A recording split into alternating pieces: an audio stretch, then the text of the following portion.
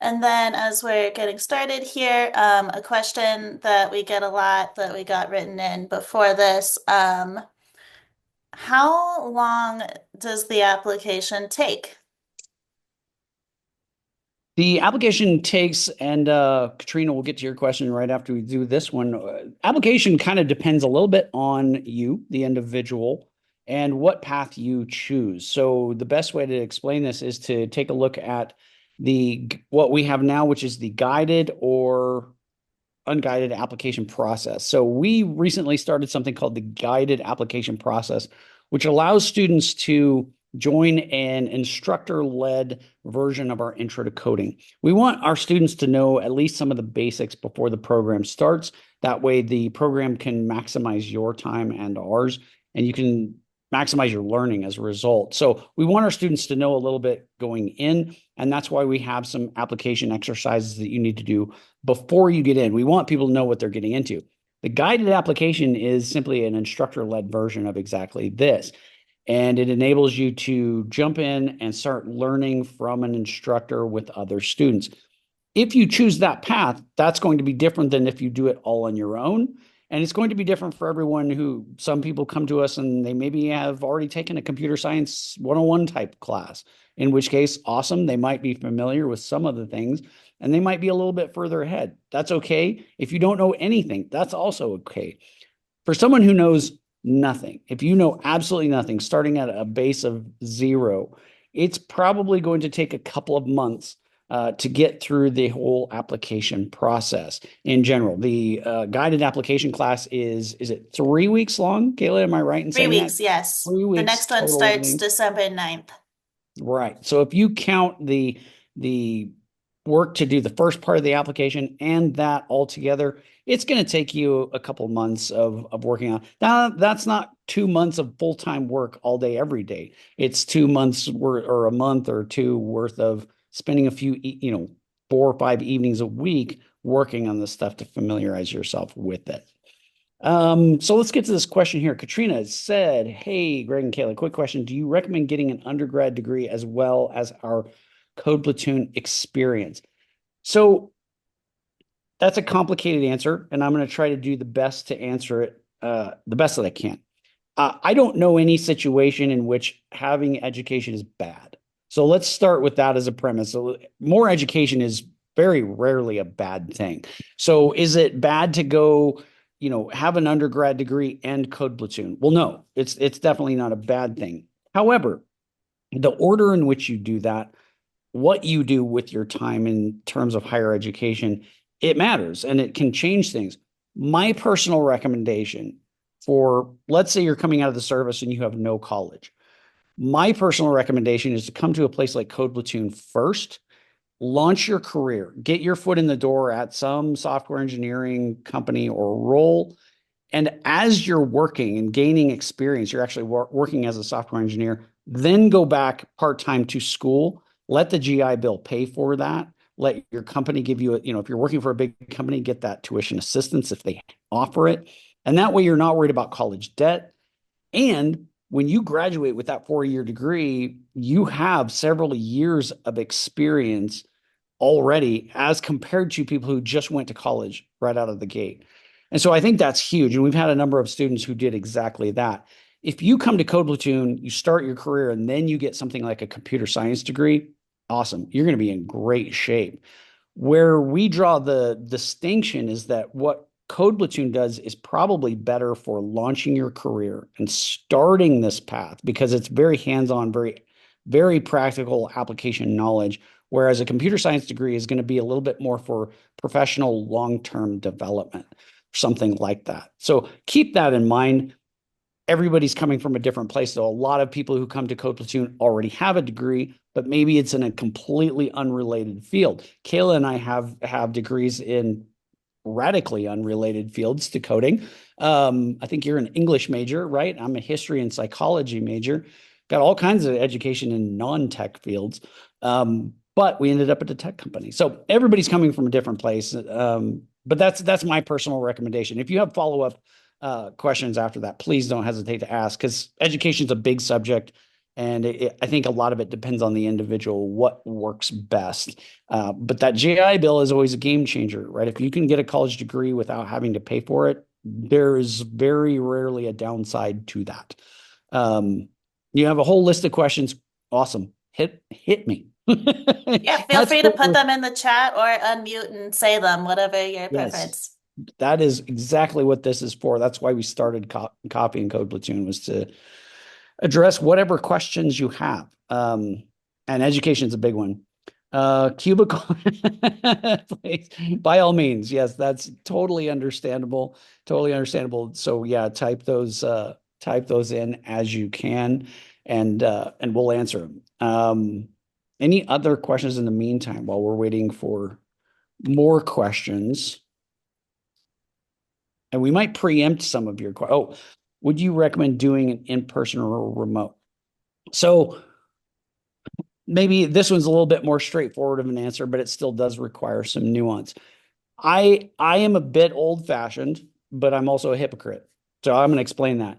I'm old fashioned in the sense that if you can do in person, I don't think there is truly a substitute for being in person with the people you're learning from. I don't think that we'll ever get to the point where online is exactly the same. Just like right now, if we were doing this same exact thing in person, I think it would be better. That said, like I said, I'm a hypocrite. I did 90% of my college, master's degrees, undergrads, everything online. So I did it because it's the practical answer, right? There was just no way I could. I'd already started a family. Um, Going to school was prohibitive on a logistical front. Doing it remotely was just a better option. Now, with that, Code Platoon's graduates who attend remotely, you're getting the same program. You're getting the same instruction. You're getting the same instructor time.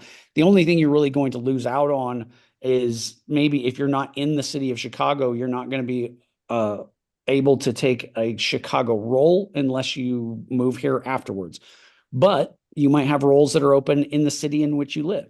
So it's a push pull. The big thing I tell everyone is the bigger the city that you're near, the more opportunities you're probably going to have.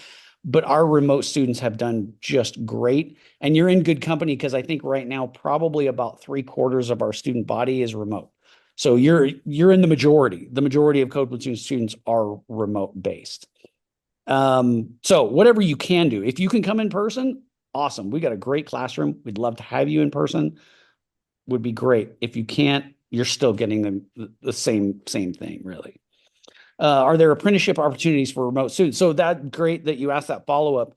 Um, Generally, no. What I will add to that is that we have had students, let's say you attend from another city, you're attending remotely, but you say, I can move to Chicago after the program is over, then some of the apprenticeship opportunities can be open for you.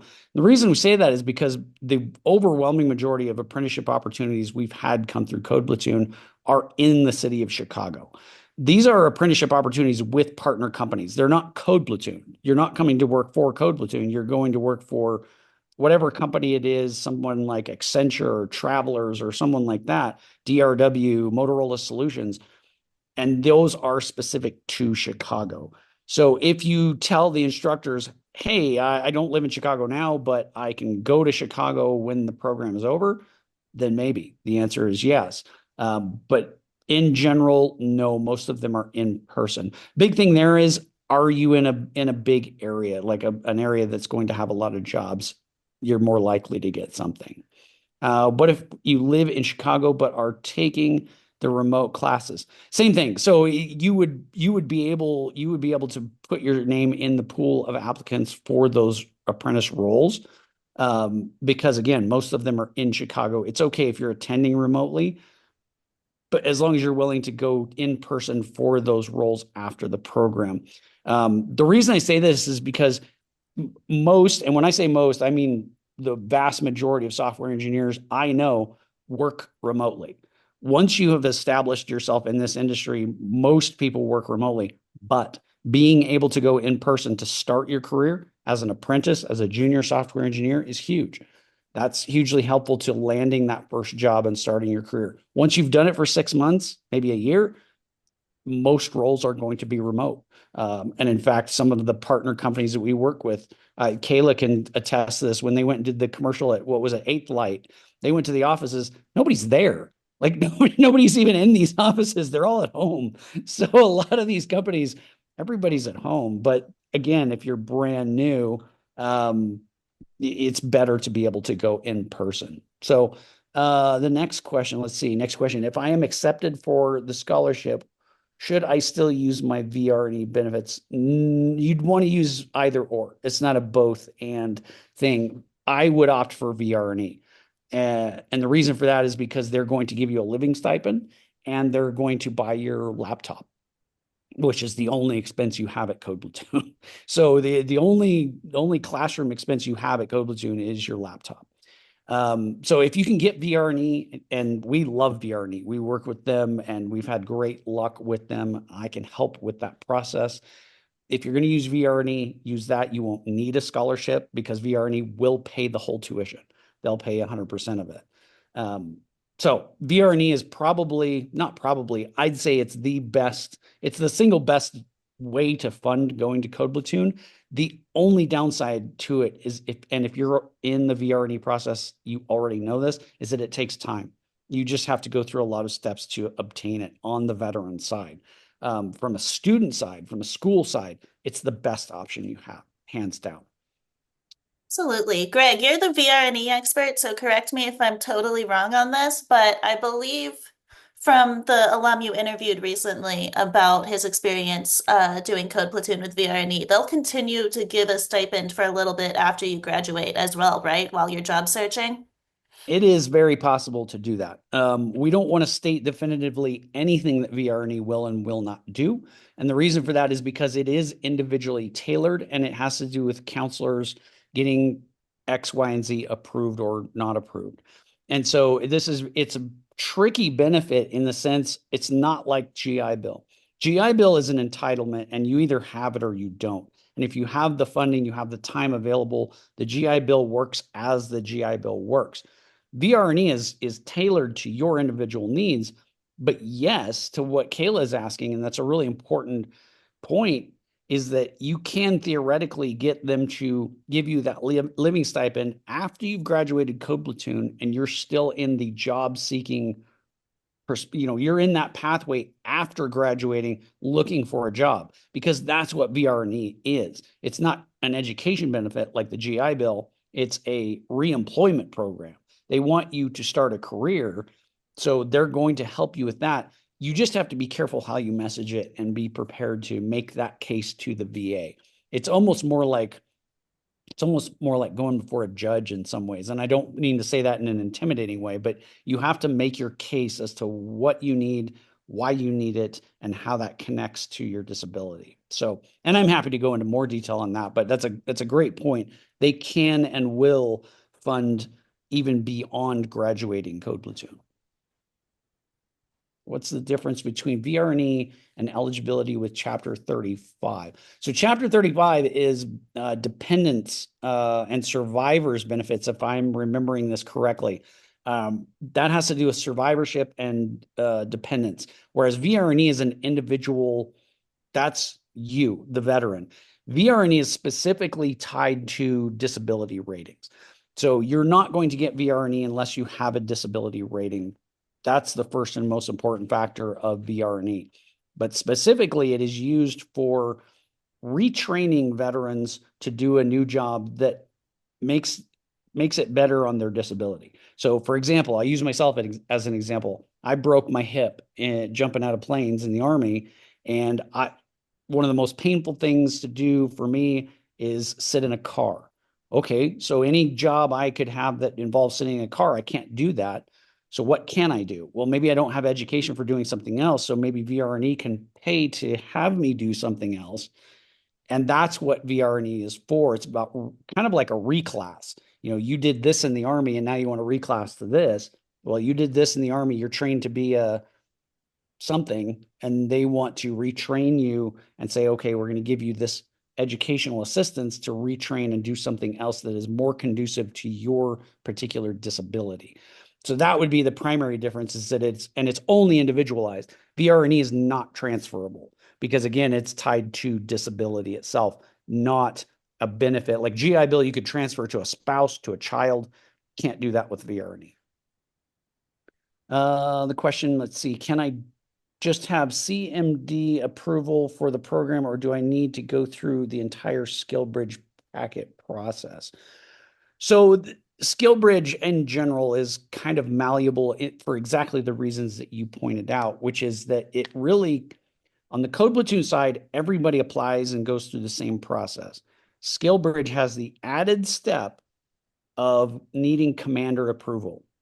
Now, the question mark is what do you need to get that commander approval? If you have a commander signature on a document that states Katrina Bowman can go to Code Platoon from X date to Y date, that's all I need. I don't need anything beyond that. Whether or not you have your SkillBridge packet on your end, that's irrelevant to me, right? That does not matter to Code Platoon. The only thing Code Platoon needs is something that basically covers you from your commander's perspective, allowing you to attend during that time, because we don't want that to come back on you, right? We don't want it to be the case where you're starting Code Platoon and then they call you in for duty. Well, no, that's not going to work, right? You need to be fully devoted. And that's what SkillBridge is for, so that you are released from duty completely to partake in a SkillBridge program. What I need on my end is much more flexible than what you need. And every command is different. And that's why this program, this process can't be made uniform, because what the Navy does, the Army does, what the Marine Corps does, what the Air Force does is all different. And even within different commands in the Army, they're vastly different. You said you already have your command approval in the works. That's great. Again, as long as it outlines the dates. So, for example, for Zulu platoon, for Code Platoon, we need something that specifically says, Katrina Bowman can attend from February 3rd to May 16. Or if we can get some extra time added onto that, that's also great. But as long as you have that, some type of document stating that, we're good. On Code Platoon's end, we're good to go. I missed this. Let's see. Oh, my husband is 100% service connected, disabled Vietnam Air Force veteran. That's right, Elizabeth. I think we spoke on the phone about exactly that. So yeah, unfortunately, that is not transferable. His disability rating is not. Now, GI Bill, those things could be changing, but by the time you attend, if you're going to attend Zulu, we're not going to have that worked out. Unless he's transferred his GI Bill 100% to you already and it still exists, which is probably not the case because it was a Vietnam era and those things do expire. That's probably not going to work. Again, that may change in the coming year or two, but as of right now, no. So you would rely on a scholarship, and we have scholarships for you. So, not to worry there, but because we do have scholarships, but yeah, the transferring of Chapter 35 VR&Es, that's probably not a thing. What other questions? What other questions do we have? Let's see. What does your job assistance program look like?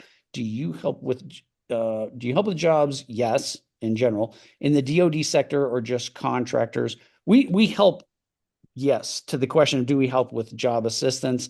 Are they all commercial companies? No, we do help with just launching your career in general. So I'll start at kind of the beginning for that. Understand first and foremost, that's the purpose of Code Platoon. The education that you receive at Code Platoon, the skills that you're learning, is the means by which we are launching your career in tech.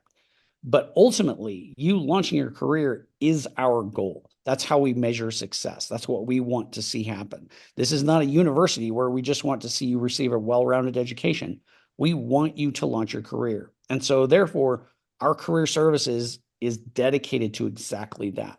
And we're going to start at the bottom, giving you the skills you need, but that goes beyond just the coding skills. That goes into resume building. It goes into interview prep, communication skills, things like that. We're focusing on that because that's a huge part of the journey of landing that first job. But then on the other side, we're working on it from building relationships with companies who will hire our graduates and who know our graduates. right? So big companies, and we've had our students go to a lot of big companies. Travelers Insurance last year hired, I think it was what, 10 of our students, 14, I think. 14. A lot of our that's huge in a school that is not very big. Understand that's a big chunk of students. Is that after or during the course? All of the above? Yes. To that question, is it after or during the course? Yes, both. So we work with partner companies. DoD, actual DoD and government sector is going to be a little bit harder. I'm not going to lie to you and tell you that we have ends there, because that is difficult, simply because the federal hiring process is very long. It's extremely long. There's no two ways around that. That if you want to go work for an actual government agency, it's going to take a long time. So be prepared. And our students are, generally speaking, focused on getting something today. They're looking at doing something now. So it's much more likely that you end up at a company that works with DoD contracts. So for example, Accenture is one of our big partners. They do a lot of government contract work, and we've had a number of students go to Accenture. So it's much more likely that you would end up at a place like that. But by the time you get through the program, understand too that it's a lot of students have a change of mind of what they want to do, because when you go into private sector, they start learning that there's a lot of creativity there. There's a lot of things that are happening, maybe different than what you anticipated. And maybe it seemed like DoD or something like that was a great job when you came into the program. And now you're at the end and you're talking to graduates and you're talking to instructors and you're like, whoa, there's way more out here than I realized, going to work for Motorola Solutions or Travelers or something like that. And you have a lot of opportunities that you may not have even considered. So yes, we absolutely help with your career. What that looks like might depend on you, where you are, what location you are, what is open in your area, how picky are you. So all of those are factors that will go into how we structure your career services path. And it is a path, by the way. That's something that they will work with you on as you are graduating Code Platoon, our career services team, which is great, by the way. We love them dearly. They're amazing people, and they're going to work with you on whatever that path is. If you're in Washington, D.C., and you want to focus on this sector, they're going to help you do that. But if you're in Seattle and you want to focus on some other sector, they'll help you with that as well. So we try to, and keep in mind too, when companies start knocking at your door or you start going on interviews and you're like, hey, I just want to start my career and get a job, so you get that experience, that might lead to different things than you originally thought. And that's okay too. That's okay. You might think that certain companies are boring, but you get into it and realize there's a lot going on there. Absolutely. We love our career services team. Another aspect I'm going to bring up of some of the resources we have for students, both in the program and after graduation. I love talking about this. So I'm going to bring it up since Greg didn't mention it, but it's the mentorship aspect. So students, when they join Code Platoon, they fill out a survey on, like what their goals are, and we match them to the best of our ability with an industry mentor. So you can like start learning about what their job is like and ask them questions, like what was your interview like? What do you do in a day? And I just think that's a really valuable resource for incoming students to kind of get an inside look at what the job is actually like. Absolutely. That's a great point, Kayla. And one of the cool things to me about Code Platoon is that we have a lot of graduates coming back to help. And this is not compelled. Like, we're not out there beating on their door saying, please come back and help. They're doing it of their own accord. They're coming back to help because they believe in what we do. They believe in how much change, how this has impacted so many veterans, and they want to see that continue. So we have a lot of very passionate alumni who continue to come back and help out. We were just in Chicago recently doing our annual Celebrate event, and it was great. It was very heartwarming to see how many people come back and want to give back to this community. It always does. It is kind of a way of saying, hey, you're part of a good organization, which is great to see. Absolutely. Oh, one other aspect about career services. I can talk about them all day. They make it so easy, but compared to like other boot camps, I love that Code Platoon's services are really the experts in, the military to tech transition specifically and harnessing, previous military experience, being able to communicate that in your resume. That's all such valuable feedback. Absolutely. Yeah, we so much there's so much that you will bring in just in the few short weeks that you're here. It seems like a lot, 15 weeks, but it'll go by quick and there's a lot to absorb, no question. Absolutely. You're welcome, Katrina. And don't hesitate to ask more. And I should add too, and I'll put it in the and I think both of you have my email, but I'm going to put it in here just in case. If you need to ask more questions, please don't hesitate to email me for direct communication. I'm happy to do that. Any other questions? Oh, here we go. What does your, no need to apologize, by the way. That's what we're here for. What does your job assistance program look like? Do you help with jobs or I just think you contract? copied one we already talked about. Yep, that's the question that we just talked about. So you might have accidentally copied that one. I'll wait for your Um, but while we're here, I would love, we've been getting this question more, so I'm gonna bring it up to Greg, which is how transferable are the skills learned at Code Platoon? Like today we've talked a lot about getting software engineering jobs, but can Code Platoon prepare for other jobs in the tech industry? Yes. Short answer, yes, absolutely. And how transferable are they? I think Caleb might actually have a more robust answer for that that is more current than mine. What I will tell you is that we one of the things that's cool about a coding boot camp is that we can change our curriculum to reflect the ongoing and current needs of the tech sector. And we've done that. If you looked at Code Platoon 5 years ago, it's not the same program, it's updated. But we are always trying to stay up to date on what the most in-demand coding languages are. Those are in everybody's top five. You will almost always see JavaScript and Python. I don't know what the most recent data is showing as far as the overall winner, but you'll see different lists based on different metrics of what the most popular and in-demand coding languages are. And that's why our program is structured around exactly that. But for example, to answer Kayla's question, I had somebody very, very knowledgeable. When I was first learning about all of this, I came across the job of data analytics. That's a very popular thing in the tech sector today that goes actually way beyond tech sector. You're starting to see that being incorporated in MBA programs. You're starting to see it in one of my fields, which is organizational psychology. You're seeing data analytics being incorporated into all kinds of different fields. Well, I had somebody very, very knowledgeable in that area tell me, they said, if you know Python and Excel, as in Microsoft Excel, if you know those two things pretty well, you can be a data analytics guru. So we teach Python. We teach a lot of Python. So as a result, you can go into something like data analytics. You can go into something like quality control. And these are all different areas in the tech sector. IT, we've had students go into cybersecurity.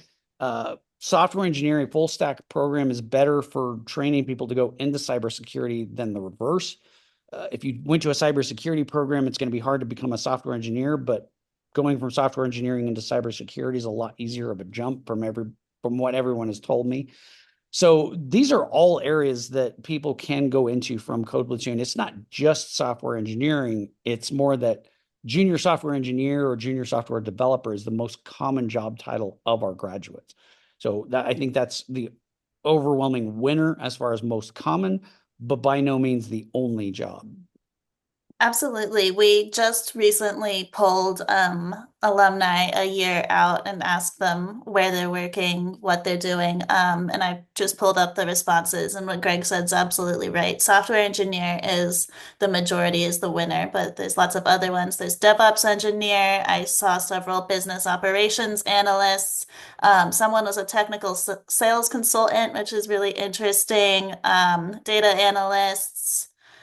Um, Oh, someone became a coding instructor. That's cool. Yeah, so there's lots of options out there. Oh, program manager as well. That was the other one I saw a lot of. Yeah, having a solid understanding of software engineering can lead into a lot of different areas because, again, it's being incorporated into a lot of different roles now.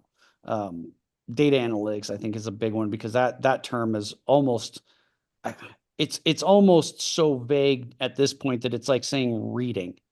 I data analytics. Okay, well, what does that apply to? Well, it applies to marketing. It applies to business administration. It applies to psychology. Like literally everything incorporates some level of data analytics. So it's a valuable skill. It's like saying English really well. Okay, what does that apply to? Well, all jobs, all jobs. One last question. Are there any YouTube videos that go over the coding challenges presented in the Intro to Coding course? Yes. Yes, yes, yes. We have lots of YouTube videos. I can bring that up if Kayla is not. I got you. She's got it. She's got it. So one of the cool things about Code Platoon is that we are pretty transparent about everything. And one of the things we're transparent about is we upload everything we do onto YouTube. So classes, intro to coding, we've run live courses and we've recorded the whole series of live courses. We've got the last time that we did the guided application course, it was called Quick Pass. There's a playlist on YouTube for Quick Pass. So it's going to be what you are focused on in the upcoming guided application class. We've got a Python intro to coding series. We've got JavaScript intro to coding series. And we've also got, there we go. She's got our YouTube channel. If you type in, there we go, Quick Pass. If you type in Code Platoon and then whatever subject it is you're looking at, we've got videos on it. We've got hundreds upon hundreds of hours of videos on our YouTube channel. So please do explore that. Another cool resource just for, and this is more for maybe motivation more than anything else, look up our graduation videos. And those are where the students debut their final projects. That will show you what you're working towards. So they'll go into detail about what they made, how they made it, the apps and websites that they developed in the program. So there's a lot of cool stuff on our YouTube channel. And email me if you forget any of this. Like I said, email me and I can compile I've got a few pre-made emails that have all the resources you need, probably more than you need, to be honest, because it can get overwhelming. But there's plenty of video help. And to add on to that Also, too, any class that you're part of in the cohort will be recorded and put up on YouTube for, just in case you happen to miss a class. sorry, it took me a minute, but I did find the most up-to-date walkthrough of Coder Byte There we that go. we have. One of our instructors recorded this showing how the site we use to administer the coding challenge exercises for part two works. So I think that was what you were asking specifically for. So hopefully that'll answer your question. Perfect. Perfect. Yeah, great. I'm glad we could get that. So yeah, like I said, we actually have more than you would ever want on YouTube to the point where it can get pretty overwhelming. So don't hesitate to reach out to me if you have questions, something specific. I'm happy to help along those lines. Talk a bit about guided application process. What exactly is it? Well, one of the videos that you will see, so if you scroll up in the chat and look at Quick Pass, the one that Kayla linked up here that says Quick Pass and then has a YouTube link, that is the guided application class from the last time we ran it. So if you watch any of those videos, you're going to see exactly what guided application is. But just briefly, guided application has two purposes. Number one, it came to us, we started having students showing up after the deadline had passed, right? So students would show up right at the deadline or right after the deadline had passed to apply for an upcoming cohort. And they said, I want to get in, but what do I do? Well, we came up with this class as a way of kind of helping those people who had just missed the deadline. If you attend this class, they will help you go through the application process, learn the basic coding skills necessary. But it also has that second purpose of being a instructor-led version of exactly what everyone has done at Code Platoon since its inception, which is that we want you to learn some of this before the cohort starts. Most people at the beginning for Code Platoon did that on their own. Then we came up with a guided version of Intro to Coding. That turned into this guided application where it is you meeting with instructors and fellow students and going through the basics of learning Python to be able to get into the program. So you're going to start out, and I'm going to warn you right now, it might be slightly intimidating your first day of class, and here's why. There's going to be a lot of students there. There, I think last one, did we have 80 people, Kayla? I think we had around Yeah, it 80 was like on the last. 86 people signed up for it last time. Right. So we had around 80, but I don't want you to be intimidated, and here's why. There's going to be a massive drop after the first class or two. There always is. Every time we've done this, there's at least 20 people gone after the first class. So if you look around, you jump on that first Zoom call and you realize there's 80 people here, and you're going to think, I'm overwhelmed by the number of people. Stick it out. Stick it out. Trust me on this, stick it out, because there will be a massive drop in the first couple of days. And then you will have way fewer students competing for attention. But even with a lot of students, understand they're all asking the same questions you're going to. So sit back, observe, listen to the questions they ask. They're probably the same questions you have anyway. So I see it as a win-win. Why is that? Is it because the class is hard? I don't know. I don't think that it's hard so much as it is that people a lot of times don't know what they're getting into with this discipline. They hear the popular refrain, learn how to code. You can make 80 grand a year, learn how to code, learn how to code. And then they go into it and they don't really know what to expect. And I don't know that it's so much as it's hard as it is, this is not what I thought it was. Because really what you're doing is you're learning a foreign language, right? You're learning to speak JavaScript and Python. You're just not speaking it out loud. You're typing it into a computer. My favorite example, and some of this is a good thing, by the way. And so I don't want to knock people who drop out and take a different path, because it's not for everyone, and that's okay. My favorite example of this was a gentleman who called me about 6 months ago, and he had been a Marine, and he called me and he said, "Hey, you know what? I tried this. I'm dropping out. I'm going to go be a truck driver." And then he explained it to me. He said, "I cannot fathom sitting and staring at a computer for 8 hours a day." He said, "I can't do it." I said, "You know what? That's great. That's awesome. You know that now. We served that purpose for him to be able to figure out this was not for him. And that is okay, because he went and found a different path." But my point is that he didn't drop out because it was too hard. He dropped out because he just simply he did not see himself as being a software engineer staring at a computer all day, every day. Cool.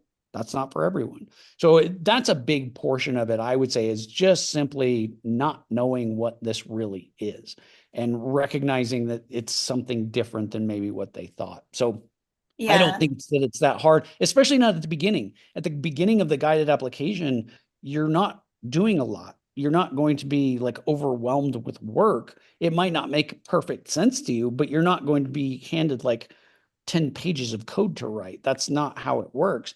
So it's more of a just, hey, this is not something I want to do. Additionally, we do allow folks who are doing those classes, since they are recorded, to watch the recordings later rather than come to class. So I think some of the people who don't come back do. You saw this a lot, didn't you, Greg, last time we did that, where you would message individuals of like, "Hey, you haven't been in class for a while. Is everything okay?" And they're like, "Oh yeah, I'm just doing it on my own on On their recordings own. Yeah. instead. It was easier for my schedule." Exactly. Exactly. And that's a lot of it too, is that you'll have people who show up and then they start doing this stuff on their own. And so they're not there. But in other words, the bottom line lesson here is don't be intimidated if you show up on class the first day and there's 85 people. That's okay, because there's not going to be 85 people a week later. There just won't be. That's just the nature of this, unfortunately, or fortunately, depending on how you look at it. Maybe it's a good thing. Any other questions? What else we got? Awesome. This was a lot of good Um, questions that we I think, don't always get, and it's great. It's fantastic. yeah, so just as a reminder, the deadline to enroll in the upcoming guided application classes, the ones that start December 9th, is what is it? Is it December 1st, Greg? Is that correct? The first guided application class, I Yeah, think it, the I first think class it, is on the 9th. The yeah. application deadline is coming up. Um, Oh, you're already enrolled. Perfect. Yeah, I was going to say at least I think they're enrolled. Winter guided application, we don't have, oh, by November 24 is what it says Okay, yeah. Oh, yeah, on the that's the website. application deadline. Yeah, so enrolled by I then. need more But coffee, my bad. yeah, Katrina's already enrolled. I think uh, yeah, both of you are already enrolled. So I think we're good there. And there's no Perfect. downside. This is really, let's see, I'm aiming for Avenger platoon course. I'm not going to be ready for the Zulu platoon. Fair enough. Still go through it. It ties into exactly what I was just going to say anyway, which is there is zero downside in going to guided application. There's no downside. If you go to guided application and don't apply, nobody at Code Platoon is judging you. Nobody is marking this on your profile in some back channel saying, "Oh, they went to guided application and didn't do anything with it." Nobody is judging you in any way. So it's free. It's not costing you anything other than your time. So there is no, and Elizabeth, I remember, yes, you and your daughter both going through. That's awesome. You'll be the very first inaugural parent-child duo. And so I'm crossing my fingers that you all go through all the way through together because that'd be pretty great. That would be a cool distinction that you can show up at Celebrate Code Platoon next year with some really cool accommodation for that. But um yeah, so there's no downside of attending. There's literally no pressure. No pressure. Yes. No, and I don't mean to put any pressure on you, so please don't misunderstand me, but I'm just letting you know that we just opened up for children of military families. So that's a very new thing. We we've never had a single even child of military families come through. This cohort will be the first. So that will be the first for a lot of things in that regard. But yeah, that'd be really cool. Again, no pressure though. Either way, like I said, we're here. One of the reasons we do this application process the way we do is for the reason I mentioned a minute ago, is for you to examine whether or not this is the right path for you. I do not begrudge a single person for getting into it and figuring out it's not for them. I'm not a software engineer. I'm a recruiter. So far be it for me to judge anybody for not doing it.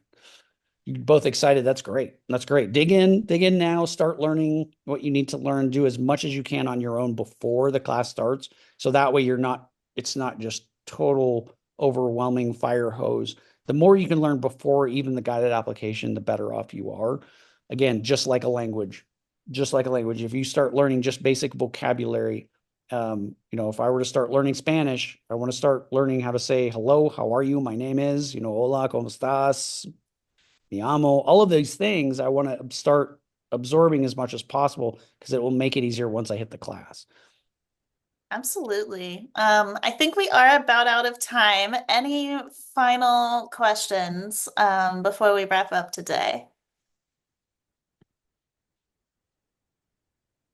Do we Oh, learn any other languages other than Java? JavaScript and Python are the two primary languages you will learn. But yes, you will learn, it will go far beyond that for sure.